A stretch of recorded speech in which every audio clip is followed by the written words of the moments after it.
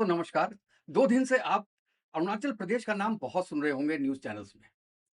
आज मैं इसको लिंक करूँगा कि ये क्या स्टोरी है, चाइना का साउथ तिब्बत में क्या क्लेम है, मैकमोहन लाइन क्या है, 1962 वार का इससे क्या संबंध है, अक्साई चिन कैसे इन्वॉल्व्ड है इसके अंदर।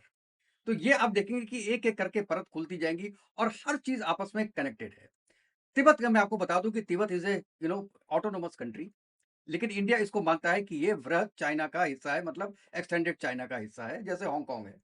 और चाइना भी उसको ऐसे ही मानता है और ये मानता है कि एक दिन Tibet will directly come under China's rule.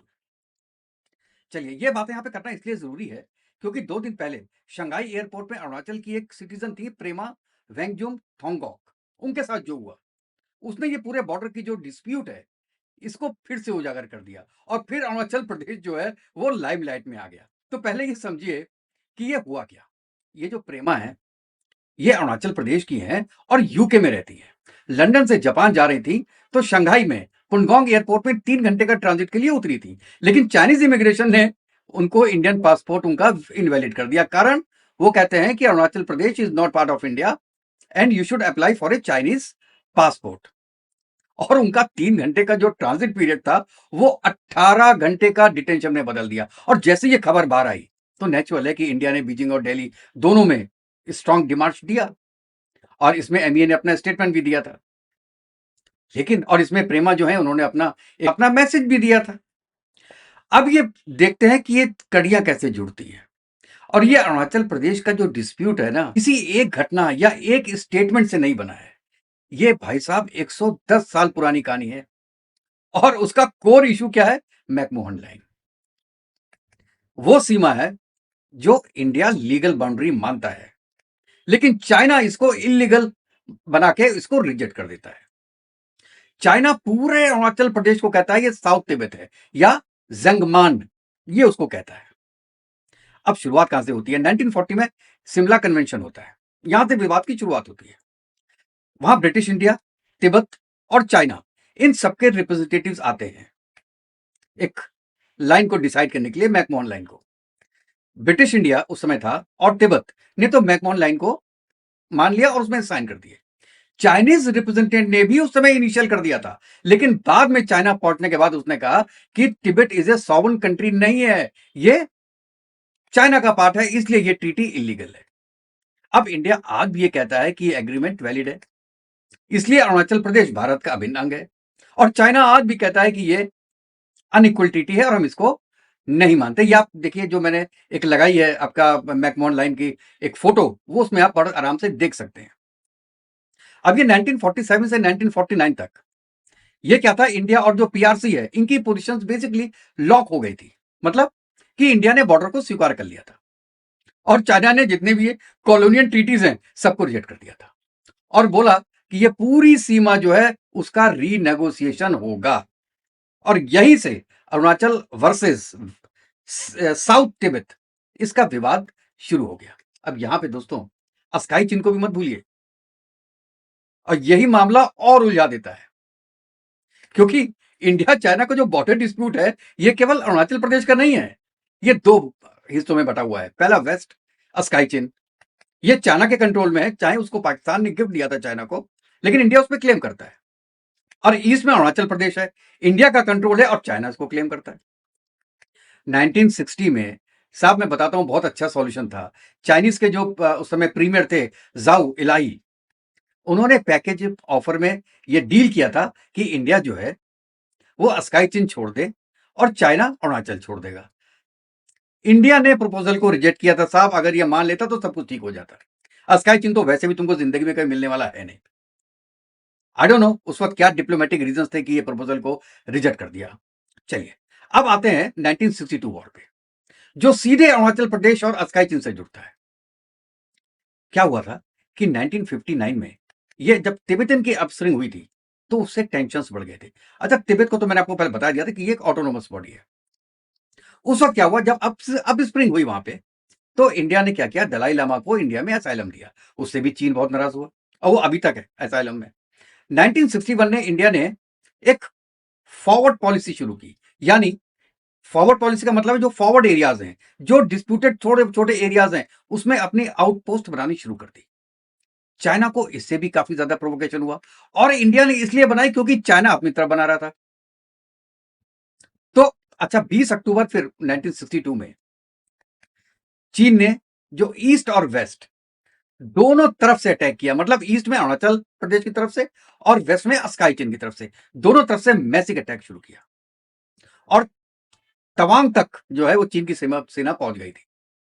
और नेचुरल है कि आपको पता है कि इंडियन पोस्ट काफी फॉल हुए थे उसके बाद बात हुई, इंडिया हारा भी, लेकिन लगभग 1 महीने के बाद ये एक तरीके से चीन ने जब एरिया ले लिया तो यूनिलेटरल सीज फायर उसने घोषित कर दिया।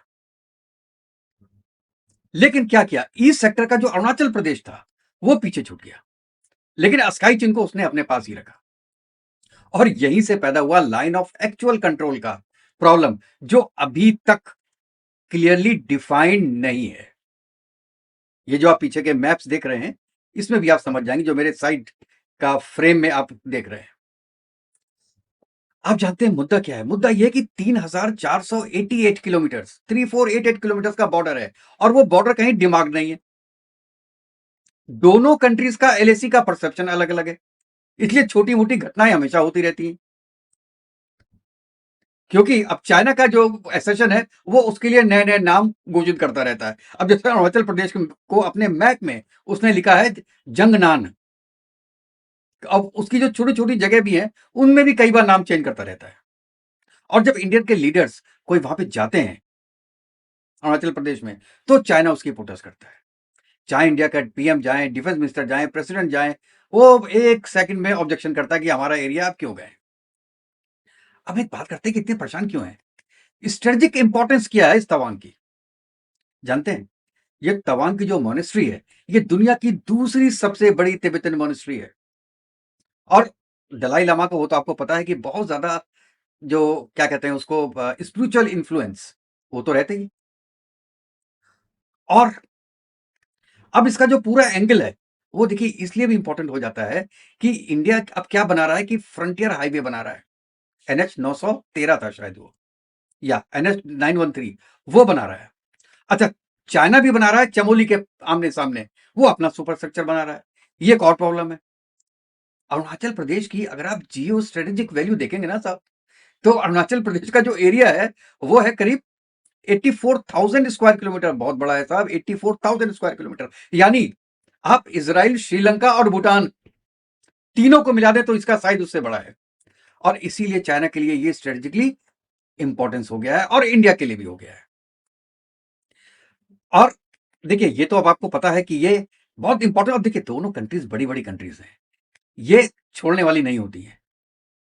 और शंघाई एयरपोर्ट पे आप एक अरुणाचली इंडियन सिटीजन को रोक लेते हैं, तो ये कोई इमिग्रेशन मिस्टेक नहीं आपकी तरफ से, ये चाइना का पॉलिटिकल सिग्नल है।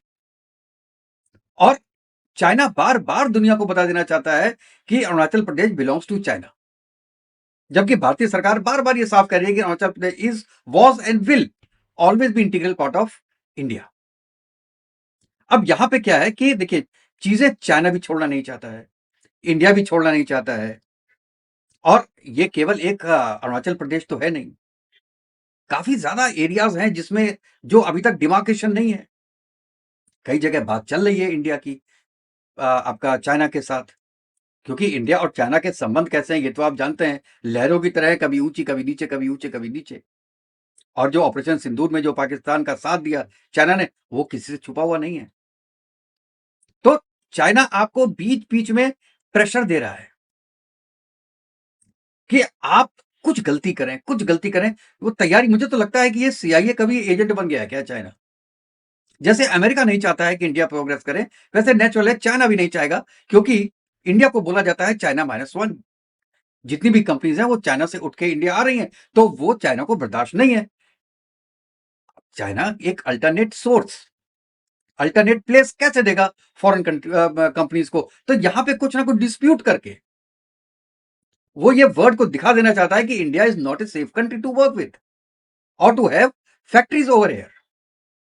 तो ये एक तरीका है उसका बताने का, और इसको चीज को छोटे से छोटी छोटी सी चीज है, कि एक बंदी आई है, वो कहता नहीं चाहे इंडिया का पासपोर्ट आपकी वैलिड नहीं है यहाँ पे। वो भी जानता है, तो क्या करेंगे? अभी क्या करेगा अरुणाचल प्रदेश का आदमी? चाइना का पासपोर्ट लेगा क्या वहां पे? तो इसलिए मैं कहता हूं कि ये एक बॉर्डर का इशू नहीं है केवल, ये एशिया की जो दो सबसे बड़ी पावर्स है उनका स्ट्रेटेजिक पॉलिटिकली और एक कहते हैं आइडेंटिटी बेस्ड लड़ाई है, और उसका ये केंद्र बन चुका है। और अब मैं ये कहता हूं कि इंडिया को क्या करना चाहिए, इंडिया को बड़ी स्ट्रेटेजिकली इस चीज को दबाना चाहिए, कोई पंगे नहीं लेना चाहिए। पहले उस लेवल पे आ जाओ। आप जिस दिन पाकिस्तान सॉरी चाइना के लेवल में आ जाओ, तब आप ये बात उठा सकते हैं, या आप अंडर द कारपेट उनसे बात करते रहो। क्योंकि आज के दिन में अगर कुछ वॉर टाइप की चीज हो जाती है, तो आप जानते हैं कि पाकिस्तान आ जाएगा साथ में, चाइना तो आएगा ही आपके साथ में, बांग्लादेश आ जाएगा, अजरबैजान आ जाएगा, टर्की आ जाएगा। अगर 6 कंट्री एक साथ आ जाए और सबका मॉरल सपोर्ट देने के लिए आ जाए यूएसए, तो एक कंट्री क्या कर सकता है? मैं ये कह रहा हूं कि अगर ये सिचुएशन आ जाती है, तो हमको ये करना है कि ये सिचुएशन कभी आए ना, एटलीस्ट नेक्स्ट 50 ईयर्स में ये सिचुएशन ना आए। और कहते हैं ना, मांडवाली करके खत्म करो साहब। आप कहो यार उन्होंने पहले बोला था अक्साई चीन ले लो और ये अरुणाचल प्रदेश हमको दे दो, खत्म हो गई बात। लेकिन देखते हैं कि चाइना इस चीज पे कितना मानता है, और हमारी गवर्नमेंट ने भी बहुत सीवियर ऑब्जेक्शन किया है, जो लेडी के साथ ऐसा किया उसको डिटेन किया। तो लेट्स सी ये चीज कहां तक जाती है, लेकिन लगता नहीं है कि ये कोई बहुत नियर फ्यूचर में इसका सॉल्यूशन होगा। क्योंकि जैसे मैं कहता हूं जम्मू एंड कश्मीर का सॉल्यूशन तो है, लेकिन कोई करना नहीं चाहता। पाकिस्तान नहीं चाहता कि सॉल्यूशन हो। उसी तरीके से अरुणाचल प्रदेश का भी चाइना नहीं चाहेगा कि सॉल्यूशन हो। वो चाहेगा कि आग सुलगा के रखो, जलाओ मत, सुलगा के रखो। तो ये सुलगने वाली चीज है दोस्तों, कब तक सुलगेगी ये देखना पड़ेगा। आप बताइएगा कि आप क्या सोचते हैं इसके बारे में, आपकी क्या राय है, और अपने कमेंट में दोस्तों जरूर लिखिएगा। फिर मिलते हैं नेक्स्ट नई वीडियो में, तब तक के लिए दोस्तों जय हिंद, जय भारत, वंदे मातरम। खुश रहिएगा दोस्तों, स्वस्थ रहिएगा।